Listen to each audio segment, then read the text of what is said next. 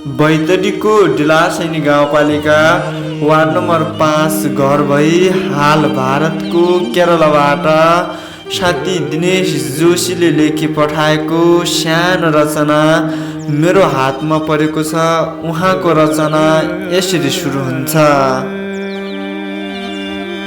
तिम्रो जित अनि मेरो हार भएपछि, तिम्रो मेरो सम्बन्धको व्यापार भएपछि, अरूलाई के दोष दिनु र प्रिया, तिमीलाई नै यो दिनेशको दिलमा बस्न कारागार भएपछि, तिम्रो जित अनि मेरो हार भएपछि, तिम्रो मेरो सम्बन्धको व्यापार भएपछि।